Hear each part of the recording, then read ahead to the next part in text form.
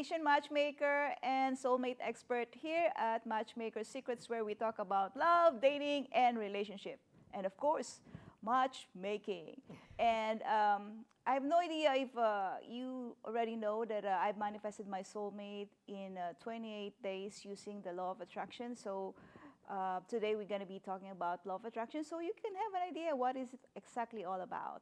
So I would like to introduce my guest. So today we have Nicole Holmes. She's a podcast host, workshop, and retreat facilitator who is passionate about helping others connect to their divine gifts and paths. An IT professional by day, she focuses on expanding consciousness outside of her corporate role. Hello, Nicole. Hello. I'm happy to be here. Thank you for having me. Yes, I'm so excited. So I'm sure a lot of people are also wondering about this law of attraction thing. Like, you know, they have heard about it, but what is it? So maybe you can explain to us what is law of attraction and what motivated you to explore it.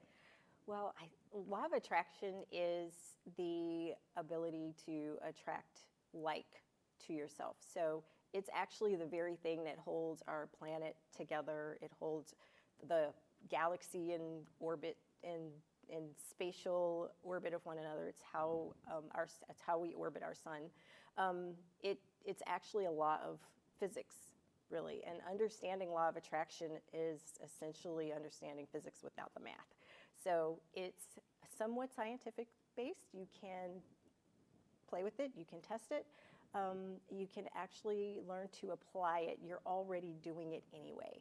So how it works is, you know, whatever you're saying, whatever you're broadcasting to the universe, you are summoning to you. So when we focus on things we don't want, like things that we don't like about others, we typically will see much more of that occur in our experiences. If we focus on the things that we really like and we talk about those things, or we think about those things, or we pay attention to those things more frequently, we typically will see more and more of that occur in our life, or we'll attract more things like it to us. Awesome. So maybe now everybody's curious. How do you actually do this? Are there steps to go forward? And Yeah, so the first thing to understand is that you create your own reality. It can be a revolutionary thought for some, but many of us are starting to understand this more and more, that we do have some impact on what happens to us, and not just the things that, you know, we experience in the world are somehow coincidental. Everything is happening for a reason, and there's usually a vibrational basis for that.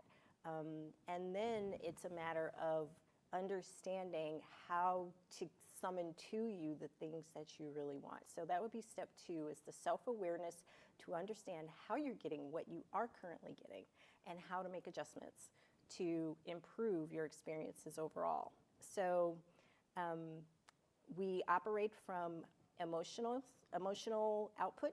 Some of it can be based in fear. Some emotions are based on love. So you can always tell the difference, because fear contracts, it restricts, it limits, it doesn't make us feel very good. So if you're bored, that's a fear-based frequency. If you're angry, if you're upset, if you are disappointed, that's a fear-based frequency. If you're pessimistic, that's a fear-based frequency. Those things will attract more to you, more things to you, more circumstances, more people, more details in your life that will increase your reason to feel that way. But it also works the other way. If you're operating from a love-based frequency, contentment, optimism, enthusiasm, positive expectation, happiness, appreciation. Appreciation is pure love. We appreciate that the sun shines. Not because the sun does anything for us in particular, but because it just is. A sunny day always makes you feel good. So when you understand what love looks like and what fear looks like, it's easier to choose. And when you're feeling a fear-based emotional state, and you understand that that's going to draw something to you that you're not happy about, that's not going to make you more happy, or get you to a happy state. You become more deliberate about the things you choose, the thoughts you choose, the way you talk to yourself, the way you talk to others, because all of that is frequency and action, and it all yields results in your experience. So step one, know that you create your own reality. Step two, choose differently. Yeah, yeah. Choose deliberately, yeah. So I'm sure that a lot of people who are watching, there is some delay in finding love. You know, most of our audience are single, so and that's the reason why they're watching our show, because, like, you know, they're trying to manifest, or, you know, interested to meet somebody. But what are the reasons why? Because, like, you know, some people wait for 5 years, 6 years, and then, you know, people age up to 50 or 60 and they haven't been married yet. Yeah, so there's so many reasons, but it all goes back to how you're feeling and what you're thinking and what you're doing. Where is your energy going? So if you are worried that you can't find a good match, then you're focused on the absence of having a good match. And so the universe can only deliver to you more experience that matches the frequency of not having a good match. So even if you're meeting people constantly, it's just not going to work. But the moment you are not thinking about that at all, your natural state, which is alignment, which is love-based, which is very positively attracting everything that you do want, because you've already, if you know what you don't want, you simultaneously know what you do want. You're simply not focused on that more. It's really what the teaching of turn the other cheek is really about. It's about minding your focus. What are you more focused on? So if I wanted to manifest a mate today, I would focus on what it feels like to have fun with someone, what it feels like to laugh with someone, what it feels like to feel so loving. Many people misunderstand what love is. You know, we say, oh, if we're worried about someone, or if we are expecting someone to do things that we define as romantic or appropriate, we call that love, but that's really not love. Those are aspects of fear. Love is the feeling of love flowing from you. It's you being one who loves. That gives you the feeling of actually being in love. A really easy example of that is if you're playing with the baby or you're playing with your pet. Those, you know, those beings are very, very easy for us to flow love to, and they make us feel really good when we're doing it. That's your first indicator to understand what love really is. And so if you are one who loves, you will constantly attract loving beings and experiences to you. Yeah. Love more, and you'll have more love. That's true. Yeah. I remember when I was trying to manifest a soulmate, I have emptied half of my closet because I want to give space to my future husband. Yes. And I remember my friend came for a visit to stay overnight, and she was wondering, where are your clothes? And I said, that's the space for my future husband. Exactly. Yeah, and so, like, and then she realized, oh, I kind of follow what she's doing. Yeah, you know, but you first had to make a decision, and you had to understand what will that look like when I'm in relationship. Oh, I can't have my stuff everywhere. I have to have room for someone else to have their things here too, especially if you're going to share space. That's an important part of it, absolutely. You actually took an action in the direction of what you preferred, and that is what summoned it to you.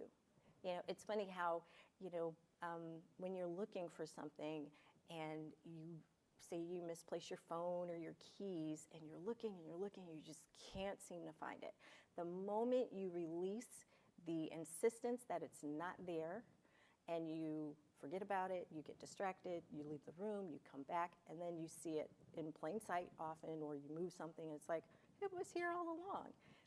The people are there too. Your mate is there. He's probably walking past you every day of the week. But because you're so focused on the fact that this person isn't there, you can't see them. You haven't matched the vibrational frequency of the person's presence in your life yet. Yeah, I can see that you live and breathe this, Nicole. I do. So maybe you can share us your personal wins, like, successes that you can share so that, people will be inspired. Absolutely. I feel like my life is magical because if I say something, it just comes. And so I'm very conscious of that sometimes. But yeah, I can manifest anything easily. I've manifested jobs with ease, jobs that didn't even exist, jobs that had to be created in order for me to get them. I've manifested money, I manifested vacations. I mean, you can manifest just about anything. You can manifest a free coffee today if you want, if you really want a free coffee.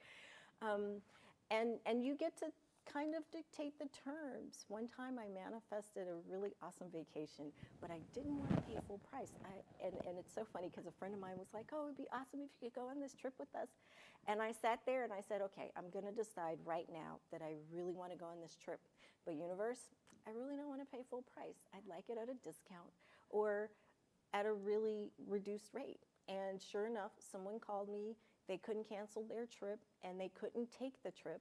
And they were willing to part with the reservation for half price. And so a week later, I was booked for this trip. and it was really awesome and effortless. But what I wasn't doing when it was coming, I wasn't sitting up checking, oh, is the trip there? Did it happen yet? It's like making an appointment for a haircut. You don't sit and pine away about, are they going to be in business when I get there? Are they going to remember how to cut my hair? Are they going to take the money that I have? You would never question those things. You just make the appointment, you get off the phone, or you close the website or whatever, and then you go about your business. You go have lunch, you go finish work, you go do whatever. And you don't give it another thought until the time comes for that appointment to occur.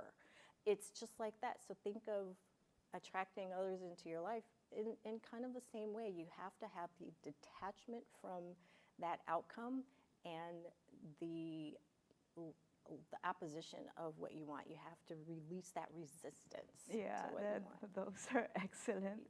Yeah, so I really appreciate your being over here. And so for those people who are experts in love, dating, and relationship, I'm always welcoming guests to be here. And if you're single who's looking, and we're always curious to find out how you are navigating love. So send us a holler, and we'll probably have you on stage. Bye-bye for now, and thank you again. Thank you. We'll see you here at Matchmaker Secrets. Thank you. Bye for now. Bye for now.